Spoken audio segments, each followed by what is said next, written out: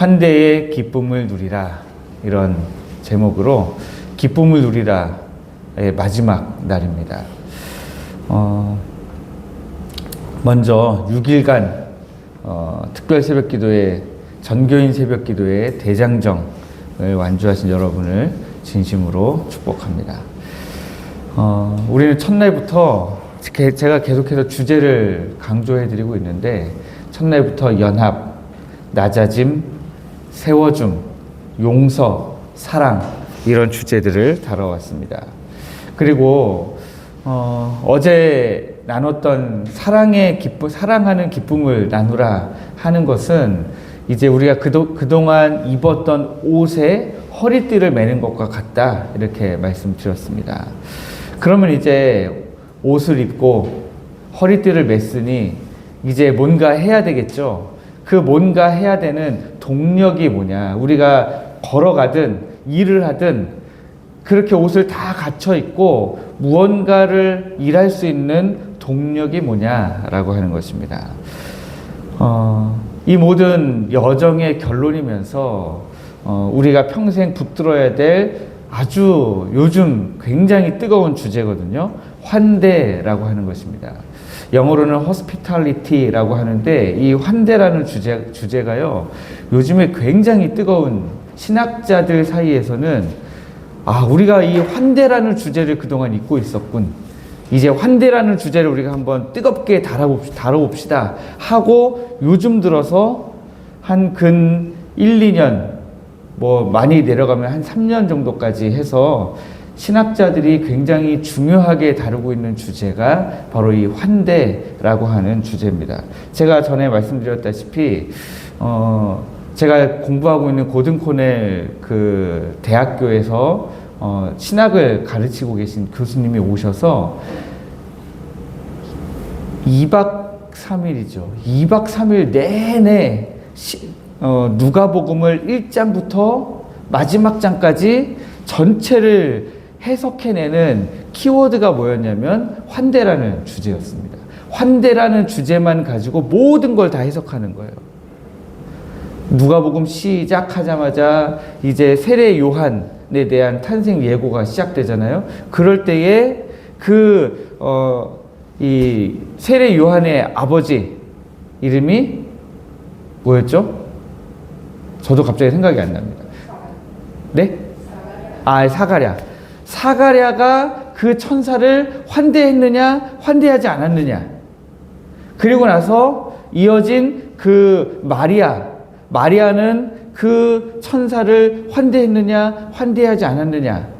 그리고 그 수태고지를 받은 마리아가 엘리사벳을 찾아갔을 때에 엘리사벳이 환대하고, 마리아가 환대하고, 예수님이 오셨을 때에 세례 요한이 물가에서 환대해서 세례를 드리고, 그 예수님을 온 세상을 환대했는가?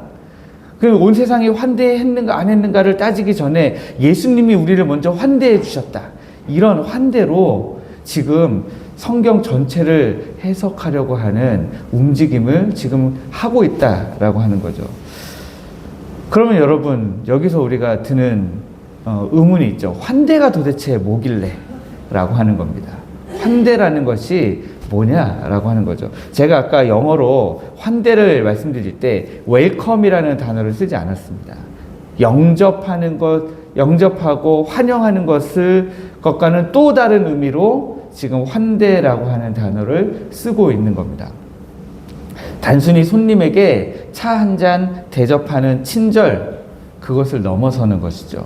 많은 분들이, 저도 그랬지만, 환대와 용납을 혼동합니다. 용납은 껄끄러운 사람을 참아주는 거예요. 나는 내 마음에 껄끄러운 마음이 있는데 그냥 놓고 그냥 그대로 나랑 아무런 부딪힘이 없는 상태에서 그 사람을 그냥 받아주는 거죠. 현관문에 안전고리를 딱 걸어놓고 살짝 문을 연 다음에 그 사람이 내 영역에 침범하지 않는 한 내가 친절을 베풀어주는 것을 우리가 용납이라고 이야기합니다. 그러나 성경이 말하는 환대는 안전고리를 완전히 걷어내고 탁 열고 문을 활짝 열어준 다음에 우리 집에 들어오라고, 그리고 거기서 들어오라고 하고 끝나는 것이 아니라 내가 차려놓은 맛있는 음식을 차려놓은 식탁으로 그를 초대해서 함께 음식을 먹는 것, 그것이 환대라는 의미로 지금 성경에서 쓰이고 있는 것이죠. 내 마음의 방으로, 내 삶의 식탁으로 그를 깊이 초대하는 것입니다. 오늘 이 로마서의 배경이 되는 로마 교회의 문제는 무엇이었을까요? 대부분의 지금 신약 성경에 사도 바울이 쓴 편지를 쓴 교회들이 그런 문제들을 안고 있는 교회가 많았지만 로마 교회도 그런 교회 중에 하나였습니다. 유대인 성도와 이방인 성도가 섞여 있는 문제죠. 로마 교회는 그러나 특별히 유대인 성도와 이방인 성도가 커다란 문제를 일으키진 않았습니다. 그저 서로를 용납은 한 거예요. 용납하고 그냥 있는 그대로 놔둔 거예요. 문제가 있는데 문제가 아직 수면 위로 올라오진 않고 저 밑에 수면 아래에 그냥 있는 상태로 서로 그냥 저런 사람이 있구나. 막 겉으로 미워하는 표정을 내지도 않고, 그렇다고 누군가에 대해서 뒤에서 욕하는 일들이 막 있지도 않고, 그런데 뭔가 그 냉랭한 분위기가 흘러가는, 뭔가 알 수 없는 긴장감이 흐르고 있는, 거기까지 내가 당신을 용납할 수 있는 건 바로 거기까지야 하고 그냥 서로 마치 자석이 있는데 서로 같은 이 공간 안에서 자석이 공존하지만 N극과 S극처럼 서로를 살짝 밀어내면서 그 밀어내기 전까지만 자석이 붙어 있는 것 같은 그런 모양으로 로마 교회가 있었다라고 하는 거죠. 왜냐? 중요하게 여기는 절기가 달랐어요. 로마 교회에 모인 이방인 성도들이 중요하게 여기는 절기, 또 유대인 성도들이 중요하게 여기는 절기 달랐다는 거예요. 그러다 보니까 교회 안에 보이지 않는 벽이 생깁니다. 서로 중요하게 여기는 것이 다른데 그 중요하게 여기는 것을 서로가 불편하지 않을 정도로만 그저 용납하고 있었다라고 하는 거죠. 그래서 어쩔 수 없이 끼리끼리 뭉치게 될 수밖에 없었습니다. 서로를 가족으로 여기는 것이 아니라 같은 공간 안에 있는 타인으로 여긴 거죠. 같은 교회 안에 있는 한 믿음의 공동체로서의 성도가 아니라 그냥 같은 교회를 다니는 성도, 이런 정도로만 이해했다는 거예요. 싸움보다 차라리 싸우고 말지, 이거는 굉장히 해결하기 어려운 냉랭함이라는 거예요. 오늘 우리의 모습은 어떻습니까? 여러분들의 삶에도 이런 안전고리가 혹시 걸려있지는 않습니까? 내가 미워하지는 않는데 굳이 가까워지고 싶지는 않아요. 그런 분들이 혹시 있지는 않습니까? 상처받기 싫어서 혹은 귀찮아서 마음의 빗장을 걸어 잠근 상태에서 그저 형식적으로 축복하고 형식적으로 인사를 건네고 형식적으로 그저 주일 예배가 끝난 뒤에 밥을 먹을 때에 그냥 마주 앉았을 뿐이지, 어쩌다 보니 마주 앉았을 뿐이지, 나는 당신에게 관심이 없습니다. 지금 여러분들 그렇게 하고 계시지는 않습니까? 어떤 사람들은 적당히 내가 상처받지 않기 위해서 그냥 적당히 모두와 내가 적당히 거리를 두고 있는 것이 지혜다라고 생각할 수 있는데 사실은 고립당하고 있는 거예요. 마음을 열고 서로를 환대하지 않으면 신앙생활의 진정한 기쁨인 동력과 교제는 일어날 수가 없다라는 거예요. 근데 그 교제와 동력이라고 하는 것이 내 신앙생활을 만들어가는 원동력이 될 수 있다라고 하는 거죠. 하나님은 우리가 그저 견디는 사이가 아니라 서로를 보면서 즐거워하는 사이가 되기를 원하고 계신 거예요. 우리 교회 어부들이 지금 한 인터넷 공간에서 같이 성경을 읽고 감사의 제목을 쓰고 그러고 있습니다. 방학이라 그런지 조금은 참여도가 떨어지고 있어요. 그런데 끊이지는 않아요. 보면서 그런 생각이 듭니다.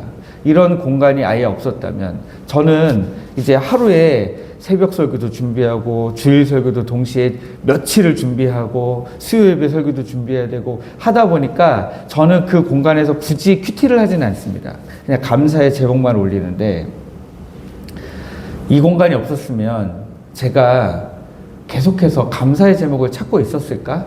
이런 생각을 좀 해봤습니다. 그런 공간에서 같이 모여서 누군가를 의식하기 때문에 내 삶을 오픈하고 내 삶에 대해서 내가 무엇이 감사한지, 내가 주님과 지금 어떤 관계를 맺고 있는지, 내가 내 삶 가운데서 어떤 지금 신앙의 걸음을 걸어가고 있는지 오픈하고 같이 내 삶의 식탁으로, 내 신앙의 식탁으로 다른 타인들을 초대할 때 그들은 더 이상 타인이 아니라 내 가족이 되는 거죠. 어쨌든 로마 교회가 지금 이런 분위기인데, 이런 차가운 분위기 속에서 사도 바울이 7절 말씀에 하는 명령이 이겁니다. 그러므로 그리스도께서 우리를 받아 하나님께 영광을 돌리심과 같이 너희도 서로 받으라 라고 하는 거죠. 여기에 이 받으라 라고 하는 단어에 대한 해석을 하다 보니까 이 단어가 서로 받으라 하는 헬라어로 프로슬람바노라고 하는 이 단어가 환대하라 라고 하는 뜻인 거죠. 있는 모습 그대로 꽉 끌어안으라, 이런 뜻인 것입니다. 당신의 식탁의 그 빈자리에 다른 성도를 초대하라 라고 하는 것입니다. 사도 바울은 지금 로마 교회를 향해서, 여러분, 로마 교회 성도 여러분, 여러분의 삶에 있는 그 안전 고리를 풀고 여러분들의 모든 성도들을, 유대인 성도든지 이방인 성도든지 가리지 말고 여러분의 식탁으로 초대하십시오. 그렇게 말하고 있는 거죠. 근데 여러분, 솔직히 이게 쉽지 않잖아요. 내 삶의 식탁으로 다른 사람들을 초대해서 같이 먹고 마시며 교제하고 동역하는 것이 쉽지가 않아요. 왜냐하면 나랑 맞지 않기 때문에, 자칫했다가는 서로 상처를 주고받을 수 있기 때문에 그걸 하는 게 그렇게 쉽지가 않다라고 하는 거죠. 우리의 인격으로는, 우리의 힘만으로는 불가능하다라고 하는 겁니다. 그래서 7절 말씀에 너희도 서로 받으라 하기 전에 그 앞에 말씀이 뭡니까? 그리스도께서 우리를 받아 하나님께 영광을 돌리신과 같이 그리스도께서 우리를 먼저 받아 주셨다라고 하는 거예요. 이게 환대의 핵심입니다. 내가 누군가를 환대할 수 있는 힘은 내 인격적인 힘에서 나오는 것이 아니라 예수님이 나 같은 죄인을 먼저 환대해 주신 것에서부터 나온다라고 하는 것입니다. 생각해 보면 우리는 애초에 하나님과 원수된 자들이었습니다. 애초에 하나님의 자녀들이 아니었어요. 하나님의 백성이라고 불릴 수 있는 사람들이 아니었습니다. 하나님의 군사가 아니라 하나님과 대적하는 군사였습니다. 그런데 그런 우리들을 우리 주님이 받아주신 거죠. 그런 주님이 우리를 환대해 주신 것입니다.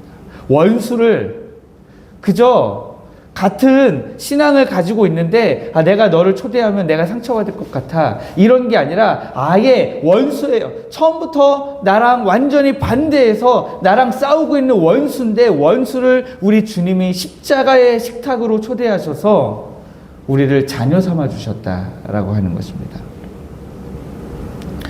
이 엄청난 주님의 환대가 우리의 삶에 있기 때문에 우리도 우리를 환대하신 주님의 힘으로 우리 형제 자매를 환대할 수 있다라고 하는 것입니다. 환대는 우리의 노력으로 되는 것이 아니라 우리 안에 계신 주님의 사랑이 흘러가는 거죠. 제가 올해 시작하면서 이런 이야기를 했어요. 제 아내에게. 2026년에는 이제 학교에 가서 공부하는 게 끝났으니까 우리 성도님들 좀 더 신방하고 찾아가고 시간을 좀 내어드리면 좋겠다. 그런 한 해가 됐으면 좋겠다. 제가 이렇게 얘기했어요. 그리고 났는데 1번 타자가 누구냐면 이성덕 권사님이신 거예요. 네, 이성덕 권사님이 우리 집에 신방 좀 와주세요. 그 신방을 갔는데 그 이후에 지금 아프셔가지고 그래서 마음이 더 쓰이는 거죠. 그리고 나서 또 그 다음에 어디 갔다 왔습니까? 통영에 우리 배춘자 권사님 따님 신방 갔다 왔잖아요. 그러면서 제가 하나님이 참 이런 기도는 기가 막히게 잘 들으신다. 네. 네. 내 마음의 다른 소원은 되게 더디 들으시는 것 같은데 이런 거는 하나님이 또 기가 막히게 캐치하셔가지고 그냥 빨리빨리 그냥 하나님이 인도하시는구나 그런 생각을 참 많이 했습니다. 그런데 그렇게 할 수 있는 힘이 제가 부지런하기 때문에 혹은 제가 사랑이 넘치는 사람이기 때문에 그렇지 않다는 거예요. 저라는 사람 자체는 그럴 수 있는 힘이 부족해요. 이것은 우리 주님으로부터 흘러나오는 힘이다라고 하는 것입니다. 제가 그런데 여러분들도 마찬가지라는 거죠. 우리가 성도 간에 서로 사랑할 수 있는 힘, 성도 간에 서로 연합할 수 있는 힘, 성도 간에 서로 세워줄 수 있는 힘, 다른 성도 앞에서 내가 낮아질 수 있는 힘, 용서할 수 있는 힘, 이 모든 힘들은요 다 우리 주님의 환대로부터 나온다라는 거예요. 그러니 여러분들이 힘드실 때마다 다른 누군가 때문에 내가 너무 힘들어 할 때마다 무엇을 생각하셔야 되겠습니까? 나를 환대해 주신 그 주님을 생각하시라라고 하는 것입니다. 저는 5절과 6절에 이 놀라운 일이 저희 교회 안에 실제로 일어나기를 소원하고 기도하고 있습니다. 어제도 이 말씀을 보면서 주님 정말 우리가 이렇게 됐으면 좋겠습니다. 5절 말씀을 보니까 인내와 위로의 하나님이 너희로 그리스도 예수를 본받아 서로 뜻이 같게 하여 주사 이랬어요. 우리가 정말 다 서로 뜻이 같았으면 좋겠어요. 여러분 우리가 뿌리 모임을 왜 합니까? 뿌리 모임을 하는 이유는요, 우리가 주일 예배 때 함께 나눈 말씀들을 가지고 다시 우리가 서로 뜻이 같아지기 위해서 소그룹으로 모여서 함께 그 뜻을 나누는 거예요. 비록 소그룹은 6개로 나눠져 있지만 어부들까지 하면 9개거든요. 그런데 그 어른들부터 어부들까지 그 소그룹에서 똑같은 내용을 가지고 똑같은 나눔을 하면서 똑같은 질문에 대한 답을 하면서 우리가 뜻이 같아지려고 노력하는 거죠. 6절 말씀도 그렇습니다. 한 마음과 한 입으로. 제가 이거 기억을 잘 하면 좋겠는데 내년의 주제는 이걸로 했으면 좋겠다. 표어를. 한 마음과 한 입으로 라는 생각을 좀 했습니다. 이거 너무 간결하고 명확하게 무엇을 의도하는지를 보여주는 이런 표현 너무 좋다라는 생각을 했습니다. 한 마음과 한 입으로. 마음이 같아지면 입도 같아진다라고 하는 거죠. 네. 서로 뜻이 같아지면 한 마음과 한 입으로 하나님을 찬양하게 된다라고 하는 거죠. 저는 이런 일이 우리 교회 안에 일어나기를 소원하고 있습니다. 여러분들은 어떠십니까? 성경은 이 환대의 기쁨을 곳곳에서 보여주고 있습니다. 여러분 기억하시는 대로 아브라함을 보시면 그는 자기 천막 앞에 이렇게 앉아 있다가 나그네들이 지나가니까 얼른 뛰어가서 그 낯선 나그네들을 집 안으로 영접해서 그 식탁을 차리고 그들을 환대했습니다. 그들을 그냥 보내지 않았어요. 뜨거운 햇볕 가운데 그들이 지나가도록 그냥 두지 않고 어디에서부터 와서 어디로 가는 나그네인지도 모르지만 그러나 그들을 집으로 환대했습니다. 환대하고 가가지고 살찐 송아지를 잡고 그들을 영접하고 그들을 위해서 갑자기 요리를 하고 그 환대를 통해서 아브라함이 받은 축복은 뭐였습니까? 아들 이삭을 받은 것이죠. 누가복음 15장에 나오는 탕자의 아버지는 어땠습니까? 재산을 다 날리고 완전 거지 꼴이 아니라 그냥 거지로 돌아온 그 아들을 아버지는 아직도 거리가 먼데 달려가서 목을 안고 입을 맞췄습니다. 묻지도 따지지도 않는 환대. 그것이 바로 우리를 향한 하나님 아버지의 마음이라는 거예요. 이 누가복음 15장이라고 제가 말씀드렸잖아요. 아까 누가복음 전체를 해석하는 핵심 키워드가 환대라고 말씀드렸잖아요. 마찬가지로 이 누가복음 15장의 탕자의 비유도 신학자들은 요즘에는 환대로 해석하고 있습니다. 그 아버지가 그 거지로 돌아온 아들을 끌어안으면서 해줬던 그 환대가 바로 우리를 향한 하나님의 환대라는 거예요. 사랑하는 성도 여러분, 이제 6일 동안의 한 주제를 가지고 우리가 전교인 새벽 기도회를 이제 오늘 마칩니다. 전체 주제는 더불어 걷는 기쁨이에요. 근데 더불어 걷는 기쁨을 우리가 누리려면 6가지의 주제가 필요하다라고 생각한 거죠. 함께 연합하고, 서로를 향해서 낮아지고, 서로를 세워주고, 서로의 허물을 덮어주며 용서하고, 그 모든 것 위에 사랑으로 허리띠를 띠고, 그리고 서로를 내 삶의 식탁으로 환대하는 이 뜨거운 환대. 이 모습이 새벽 기도에 열심히 참석해서 함께 기도하신 여러분들을 통해서 저는 우리 온 교우들에게 흘러가기를 원합니다. 이 설교를, 이 내용을 우리가 함께 나누지 못한 성도들이라 할지라도 여러분들을 통해서 이 6가지의 주제를 모두가 다 온몸으로 알았으면 좋겠다라고 하는 거예요.